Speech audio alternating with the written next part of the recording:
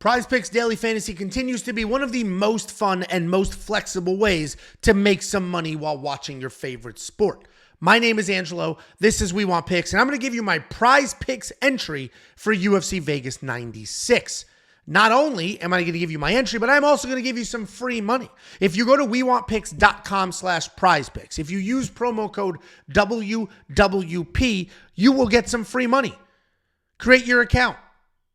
Deposit some money using promo code WWP. Build an entry. Just build a quick $5 entry, and they will throw $50 at you instantly in your account that you can use to build even more entries. That's wewantpicks.com/prizepicks, promo code WWP, and they'll give you $50 free after you build your first entry. I'm about to give you an entry to build, and hopefully it hits. And if it hits, not only will you make money on the entry I gave you, you're also going to get $50 from them. And before I focus on UFC, you can see across the top, this is every single sport, including video games, tennis, Rocket League, another video game. It's actually crazy. I don't know how you bet on video games, but apparently you can. Either way, wewantpicks.com/prizepicks, promo code WWP. Before we jump in, what I will say is this is a bizarre fight week. The Ultimate Fighter finale aired this week, so the UFC had to wait for that episode to air before they can announce the final fights on the card. And because of that, a lot of the sports books, a lot of the daily fantasy, everybody is behind.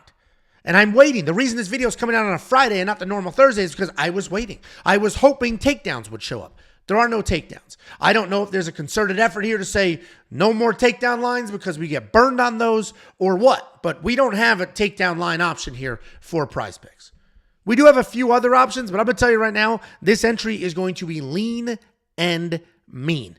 If we take a look at significant strikes, there's not a ton on here that I absolutely love, but I do like the more on Angela Hill's 70.5. Angela Hill has blasted past this number in basically every single one of her fights. Certainly her decisions. Just cruise past this number, wins or losses. And that's because she's a very, very busy striker. This is a fight where she's going to be looking to strike. Her opponent's going to be looking to take it to the ground. Her opponent doesn't have very good takedowns, so I think we're going to get more striking than grappling, and Angela Hill should get well past this number. So I love the Angela Hill more than 70.5 significant strikes. The rest of these I don't love. The main event, I don't know what's going to happen there. Kyle Borralho, I mean, probably a decision, but Jared Cannonier hits like a thunder truck. Kyle Borralho is a nasty grappler. I don't know what's going to happen there. Michael Morales can be low volume. He can touch up. He can get his wrestling going. So we don't know what those strikes are going to look like. Vyacheslav Borsev hasn't had a chin in 2 years. Wang Cong, brand new to the UFC. I don't know what the hell this is going to look like. This could be a 3-punch fight. Jacqueline Cavalcante versus Josiane Nunes. That is a fight that should go the distance. So in theory, you're like, oh, let's do the more on the strike line. But 79.5 is high. So we're just going to stick with Angela Hill. Listen, we can't always have 5 lines that we love, especially in a week where they've taken takedowns away from us.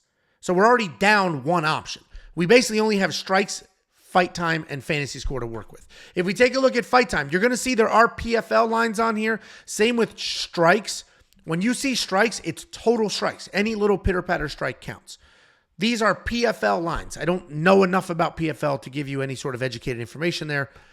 But if we go to fight minutes, we're going to scroll our way down to the UFC. Again, I don't love these. They're only giving us 6 fighters in the UFC. Edmund Shabazi in 7.5 fight minutes. Edmund could be taken down and submitted inside of 1 minute, or he can knock Gerald Meerschaert's head off. We can't work with that. Kyle Borralho, over 20.5. The more there, that probably is a safe play. But we're going to leave that alone. Kyle's first really highly ranked opponent, Jared Cannonier, is 40, but still good. We're going to leave that alone. Vyacheslav, again, guy's got no chin whatsoever. I don't know what to trust. Robert Valentin, well, this is a guy that's just coming off the Ultimate Fighter. I don't know what that's going to look like. He's a guy that was 99% knocked out on his fight in the Ultimate Fighter, was able to pull something off. But he is fighting a wet blanket wrestler. So should that go to a decision? I don't know. We're going to leave all of these alone. And then we're going to go to fantasy score. And again, a lot of stuff that I don't absolutely love here. Michael Morales should win, but he could just do nothing in that win, right? Win a few striking exchanges, win some of the grappling exchanges, go from there. Kyle Borralho, Angela Hill. So what we ended up having to do is going back to significant strikes, and we're going to go less on Kyle Borralho. And that is an educated prediction, meaning I didn't just look at it and say, let me just make something happen. You go into the fight history. You look at his statistics. Kyle Borralho does work in some striking, but he is such a high fight IQ guy that he is not going to be standing there and trading with Jared Cannonier. He's just not going to do it. We saw him work his striking in his last fight against a very not dangerous Paul Craig. But fighting somebody as dangerous as Jared Cannonier, I don't see that happening. Let me run you through his fight history. First of all, I'll make the statement that in 1, 2, 3, 4, 5, 6, 7, 8 UFC fights, or 8 fights under the UFC umbrella, including Dana White Contender Series, Kyle Borralho has only ever gotten past that number one time, and it was in his first Contender Series fight. Since then, he's gotten nowhere near it. A decision to Gadzi Omarzagayev, 31 strikes. A decision to Armen Petrosyan, 12 strikes. A decision to Mahmoud Muradov, 19 strikes. He doesn't get anywhere near these numbers. And it is going to be a high IQ fight. I see grappling almost immediately. I see control. I see working towards submission. So we are just doing a 2-entry power play. We will triple our money. We're going Angela Hill, higher on her significant strike line. Kyle Borralho, less on his significant strike line. And I don't love the rest of these. Guys, there is no reason that we need to be building $200 worth of entries every single week, especially when they've taken takedowns away from us. Let's see what happens here. Let's see if we get takedowns next time around. But for now, this is the entry. You can see I've already placed this earlier in the week. Angela Hill, more than 70.5 significant strikes. Kyle Borralho, less than 60.5. That is my entry. If you love it, great. If you hate it, that's fine too. Just get your free money. WeWantPicks.com/PrizePicks, promo code WWP.